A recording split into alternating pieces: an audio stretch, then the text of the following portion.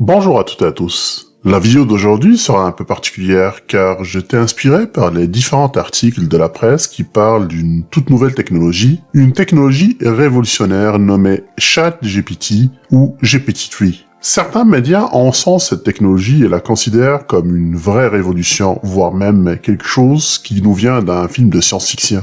D'autres, par contre, sont très prudents et parlent beaucoup plus des répercussions négatives d'une telle technologie. Dans cette vidéo, on va voir plusieurs exemples ou simulations d'utilisation de cette technologie révolutionnaire. Mais avant d'aller plus dans les détails, si on prend une petite minute pour connaître un peu plus l'histoire de OpenAI, l'entreprise développeuse de cette technologie.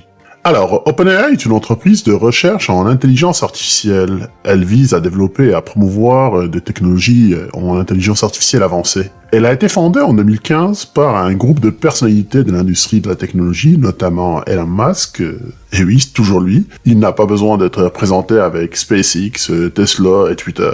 Puis on retrouve aussi un autre associé, c'est Sam Altman. Celui-ci, c'est l'ancien président de Y Combinator. Pour ceux qui connaissent pas cette entreprise, si je vous dis Airbnb, Coinbase, DoorDash, Dropbox ou Twitch, eh bien ce sont l'une des 3000 entreprises lancées par Y Combinator, et donc par le nommé Sam Altman. Puis pour finir l'équipe, on retrouve aussi un autre homme d'affaires dans le domaine de la technologie qui est nommé Greg Brockman. Pour continuer l'histoire, cette petite gang avait encore du temps, donc ils ont décidé de créer OpenAI avec un budget global de 1 milliard de dollars. Puis en 2019, Microsoft a flairé la bonne affaire pour investir à son tour un autre milliard. Et tout cela en échange d'un partenariat privilégié avec OpenAI lorsque la société commencera à commercialiser toutes les technologies d'intelligence artificielle. Tout ça pour vous dire que c'est vraiment chaud cette affaire. GPT-3, qu'on verra aujourd'hui, n'est pas le seul produit de cette entreprise. OpenAI a également développé DALL-E, un outil de génération d'images très surprenant. Il est capable de générer des images, des photos ou même des dessins à partir de descriptions textuelles. La même entreprise a travaillé aussi sur de nombreux projets de recherche en intelligence artificielle, tels que des systèmes de jeu, des outils de synthèse vocale et des méthodes de prédiction de séquences. Fin de l'histoire. Alors, c'est quoi le ChatGPT ou GPT-3? C'est un modèle de traitement du langage naturel qui est pré-entraîné sur un grand nombre de données textuelles. Il est capable de générer du texte de manière autonome.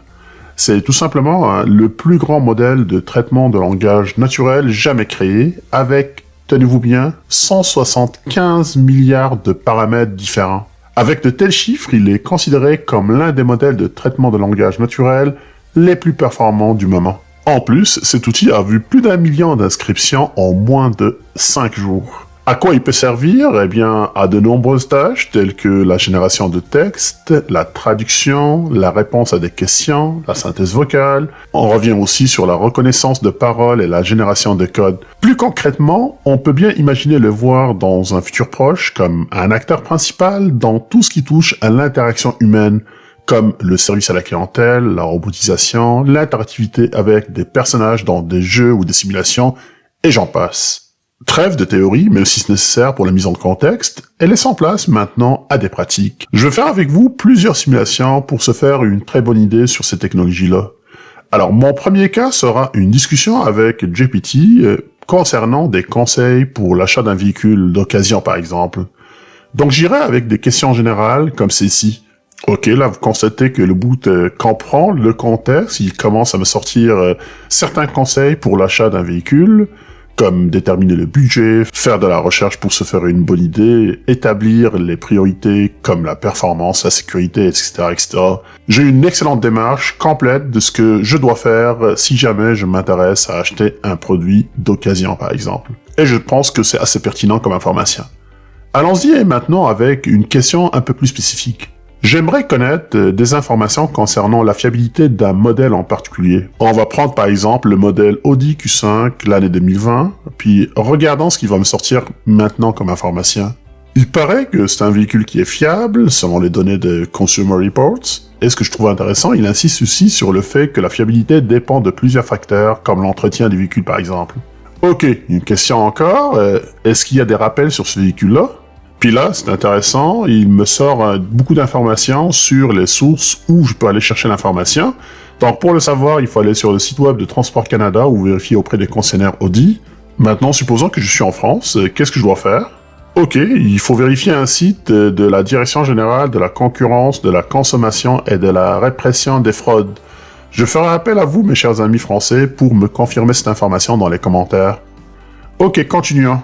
Peux-tu me donner des conseils pour négocier les prix? On va voir qu'est-ce qui va me sortir comme information. Là encore, vous constatez, comme moi, que la discussion se fait d'une manière qui est très fluide. L'intelligence artificielle est capable de faire le lien entre les nouvelles questions et les questions précédentes, ce qui est vraiment impressionnant. J'ai quasiment l'impression de parler avec une vraie personne. Allons-y un peu plus avec du mathématique, mais pour lui compliquer la chose, je poserai une question comme suit. Combien ça coûte de financer le véhicule qui coûte 40 000 $ sur 5 ans avec un taux d'intérêt de 9% et des paiements mensuels? Voilà, je pense que c'est assez compliqué comme question. Je vais voir comment il va extraire les données de cette question-là. Toujours intéressant. Là, j'ai toutes les explications de la formule de calcul de l'intérêt, ainsi que le résultat qui est à peu plus de 46 000 $. Parfait. Regardons maintenant s'il est capable de se souvenir du montant avec cette question concernant le changement de taux d'intérêt à 6%. Là encore, rien à dire, il me sort le résultat qui sera de 44 800 avec une mensualité de 746 $. Donc, je pense qu'il a passé le test. On va aller sur un autre cas. Prenons un second exemple qui pourrait être extrêmement utile pour tous ceux qui veulent avoir de l'aide pour rédiger par exemple une lettre ou un courriel. J'aimerais écrire, par exemple, un courriel de réclamation par rapport à un retard de commande, puis la commande n'a pas été livrée dans la date prévue, et je demande un remboursement. On va aller avec ça, puis on va voir qu'est-ce qui va me sortir comme résultat. Encore une fois, vous constatez qu'il a bien identifié l'objet, donc on voit bien ici le numéro de la commande avec l'objet qui est réclamation. Puis j'ai aussi un beau courriel de réclamation prêt à être copié pour l'utiliser ou l'adapter en cas de besoin. Peut-être il suffit d'ajouter votre nom, et votre réclamation sera complète. Allons-y avec un troisième exemple.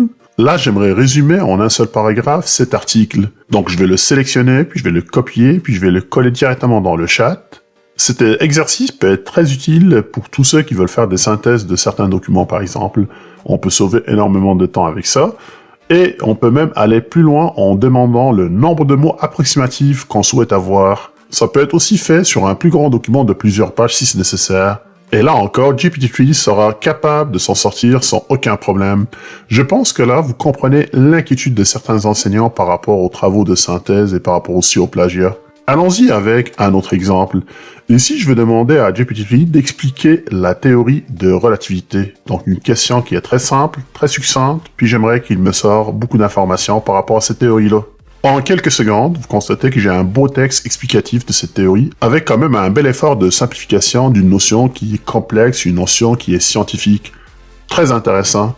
Alors un dernier test, cette fois-ci, je vais plus aller dans le domaine informatique. Cet outil permet aussi de générer un code avec plusieurs langages de programmation différents. Essayons quelque chose de simple. J'aimerais par exemple créer une page de réservation pour un hôtel, et j'aimerais par exemple que toutes les informations soient envoyées directement sur mon adresse courriel. Allons-y avec ça, puis regardons l'ensemble des résultats.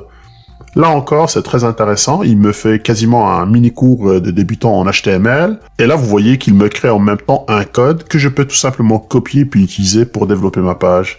Il comprend très bien le contexte, il le met d'ailleurs dans le titre du formulaire. Il me crée un formulaire avec des champs comme le nom, le courriel, la date d'arrivée et la date de départ, ce qui est vraiment approprié. Et on retrouve aussi un bouton envoyer qui va permettre de transmettre les données sur mon courriel. Encore, rien à dire, il suffit de copier le code, puis à partir de là, vous pouvez créer votre formulaire de réservation. Pour conclure ce test, il faut noter que GPT-3 n'est pas sans limite. Il peut parfois générer du contenu qui est biaisé ou inapproprié, c'est tout à fait normal, il apprend ça au fur et à mesure, puis il dépend aussi de tous les modèles et les biais présents dans sa base de données. Mais en général, cet outil d'intelligence artificielle a le potentiel vraiment de révolutionner le domaine du traitement du langage naturel. C'est vraiment un bond en avant pour le développement d'intelligence artificielle. J'espère juste qu'il ne se tournera pas contre nous comme dans les films de science-fiction. Sur ce, merci d'avoir suivi cette vidéo jusqu'à la fin. Je vous invite à liker et à partager la vidéo. Abonnez-vous à Québec Test et activez les notifications si ce n'est pas encore fait. Je vous retrouve avant les fêtes dans une autre vidéo. D'ici là, je vous souhaite d'avance joyeuses fêtes, puis à plus.